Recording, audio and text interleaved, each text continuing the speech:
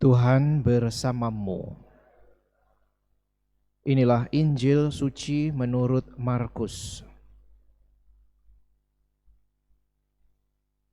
Pada suatu hari, Yesus memanggil orang banyak dan berkata kepada mereka, "Dengarkanlah aku dan camkanlah ini.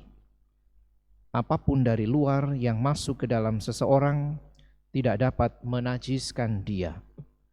Tetapi apa yang keluar dari seseorang, itulah yang menajiskannya. Barang siapa bertelinga untuk mendengar, hendaklah ia mendengar." Sesudah itu Yesus masuk ke sebuah rumah untuk menyingkir dari orang banyak. Maka murid-murid bertanya kepada Yesus tentang arti perumpamaan itu. Yesus menjawab, "Apakah kamu juga tidak dapat memahaminya? Camkanlah, segala sesuatu yang dari luar masuk ke dalam seseorang tidak dapat menajiskan dia, karena tidak masuk ke dalam hati, tetapi ke dalam perutnya, lalu dibuang di jamban." Dengan demikian Yesus menyatakan semua makanan halal. Yesus berkata lagi, "Apa yang keluar dari seseorang, itulah yang menajiskannya.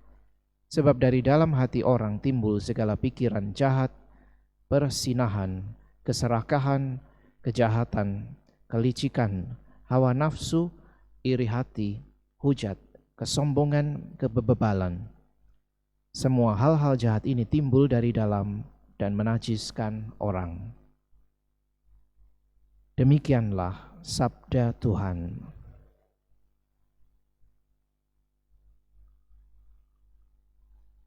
Saudara sekalian yang terkasih, kekudusan tentu saja adalah panggilan setiap orang beriman agar dengan segala hal yang diperjuangkannya, kekudusan itu menghantar orang pada persatuan yang erat dengan Allah. Bagi Yesus, maka kekudusan yang penting itu menyangkut mengapa orang melakukan sesuatu dan bukan bagaimana orang melakukan sesuatu.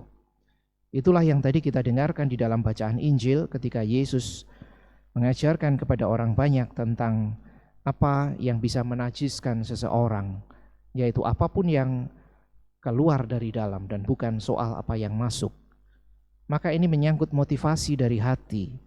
Kekudusan adalah menyangkut gerak hati pertama-tama dan bukan soal yang menyangkut hal-hal lahiriah belaka.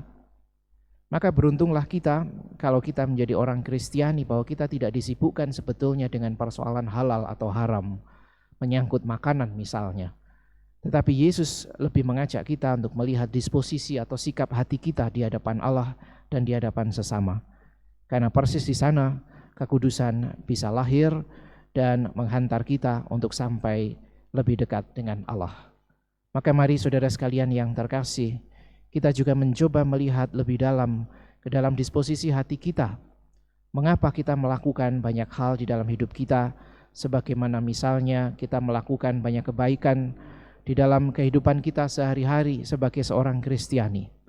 Apakah kita melakukan itu semua karena pertimbangan-pertimbangan praktis, karena aturan-aturan yang mengharuskan atau mewajibkan kita, atau lebih dalam dari itu, kita melakukan itu pertama-tama karena kita sungguh mau mengasihi Allah, mengasihi sesama, dan mengarahkan hati, pikiran, dan hidup kita seluruhnya kepada Allah.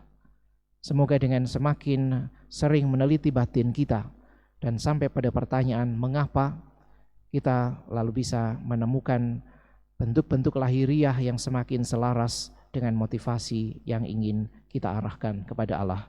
Bukan sebaliknya, kita melakukan sesuatu karena kita hanya sibuk memikirkan bagaimananya. Pertanyaan mengapa itulah yang kiranya menjadi pertanyaan yang wajib dan harus kita selalu tanyakan kepada diri kita sendiri, sehingga sungguh kita boleh semakin memperdalam motivasi kita di dalam usaha kita membangun kekudusan Kristiani kita.